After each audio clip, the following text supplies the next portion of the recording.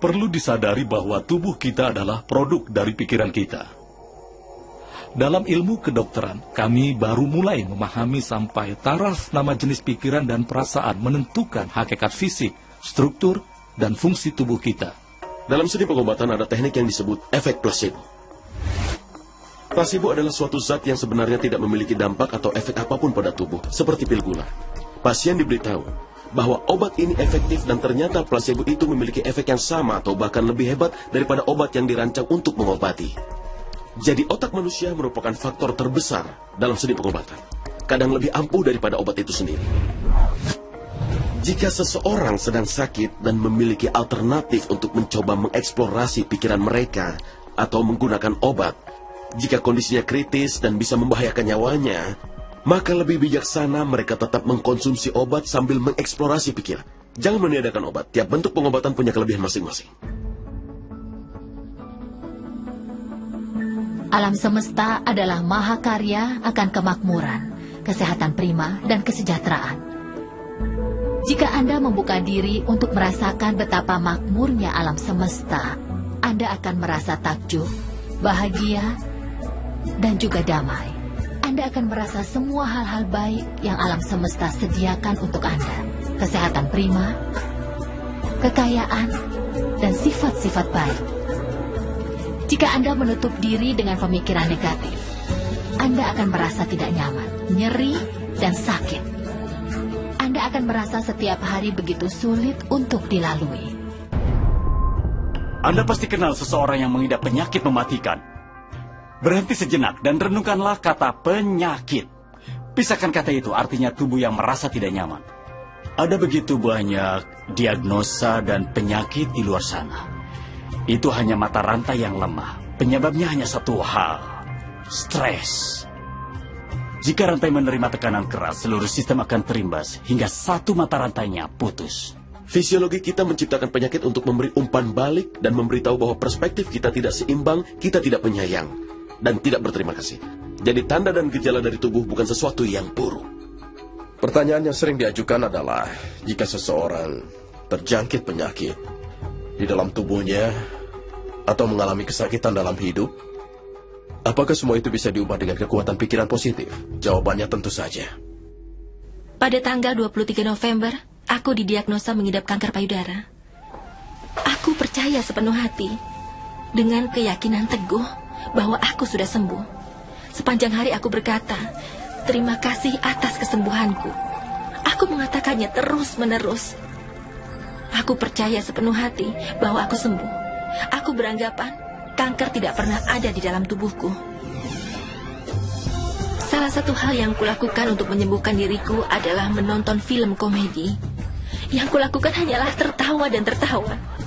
Kita tidak boleh merasa tertekan dalam hidup, karena yang kita tahu, stres sangat buruk untuk penyembuhan diri. Jarak waktu sejak aku didiagnosa, yaitu tanggal 23 November, hingga kesembuhanku adalah tepatnya selama 3 bulan. Itu tanpa radiasi dan kemoterapi. Kami memiliki program dasar yang disebut penyembuhan diri sendiri. Jika Anda terluka, luka itu akan pulih. Jika Anda terinfeksi bakteri, sistem kekebalan beraksi melawan bakteri tersebut dan menyembuhkan tubuh. Sistem kekebalan tubuh diciptakan untuk menyembuhkan sendiri. Penyakit yang tidak bisa hidup dalam tubuh yang sehat secara emosi.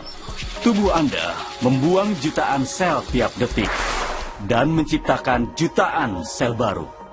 Faktanya, bagian-bagian tubuh kita diganti setiap hari. Ada yang butuh waktu beberapa bulan, yang lainnya butuh beberapa tahun. Tapi dalam hitungan tahun, kita memiliki tubuh fisik yang baru.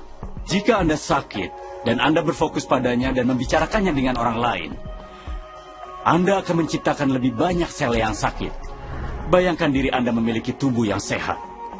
Biarkan dokter menangani penyakit Anda. Ada 2 orang yang mengidap suatu penyakit, tapi salah satunya memilih fokus pada kebahagiaan. Mereka memilih untuk hidup dengan kemungkinan sembuh dan juga penuh harapan. Mereka fokus pada hal-hal yang membuat mereka bahagia dan bersyukur. Lalu orang yang kedua mengidap penyakit yang sama, tapi memilih untuk fokus pada penyakitnya. Mereka fokus pada rasa sakit dan juga derita mereka. Jika seseorang fokus pada masalah dan gejala penyakitnya, dia tidak akan sembuh. Penyembuhan baru bisa terjadi jika mereka mengalihkan perhatian dari penyakit kepada kesembuhan. Karena itulah hukum ketertarikan. Pikiran yang menyenangkan menghasilkan kimia tubuh yang lebih baik dan tubuh yang lebih bugar dan sehat. Pikiran negatif dan stres telah terbukti merusak tubuh dan fungsi otak karena pikiran dan emosi kita terus-menerus membentuk kembali, menata ulang, dan menciptakan kembali tubuh kita. Jika stres fisiologis dihilangkan dari tubuh, tubuh akan melakukan tugasnya, yaitu menyembuhkan diri sendiri. Aku pernah lihat ginjal diperbaharui, aku pernah lihat kanker menghilang, aku pernah lihat penglihatan membaik, bahkan dipulihkan. Sering kukatakan bahwa tak tersembuhkan berarti bisa disembuhkan dari dalam.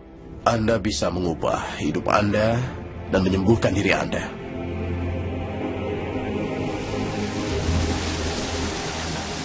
Kisahku bermula pada tanggal 10 Maret 1981. Hari itu mengubah seluruh hidupku dan tidak terlupakan. Pesawatku jatuh.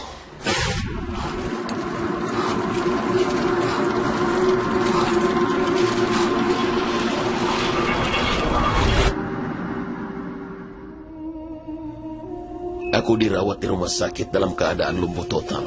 Syaraf tulang belakangku hancur, tulang belakang pertama dan kedua ku patah. Refleks untuk menelan hancur hingga aku tidak bisa makan atau minum. Diafragmaku hancur dan aku tidak bisa bernafas. Aku hanya bisa mengedipkan mata. Para dokter mengatakan aku akan lumpuh seumur hidup. Seumur hidup yang bisa kulakukan hanyalah mengedip. Itu bayangan mereka tentang diriku, tapi itu tidak penting. Yang penting adalah yang aku pikirkan.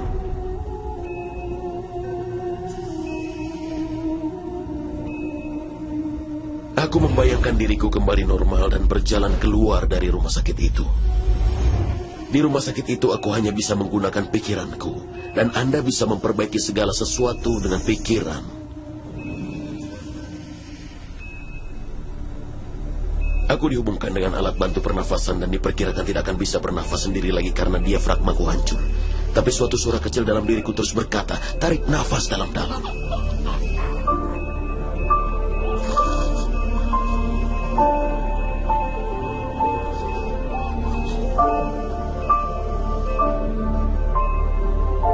Akhirnya alat itu dilepaskan dariku. Para dokter tidak bisa menjelaskan. Aku tidak boleh membiarkan sesuatu mengalihkan pikiranku dari tujuan dan juga fisikku.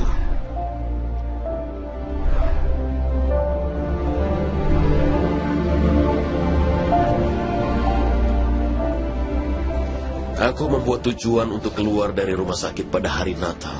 Itu tujuanku.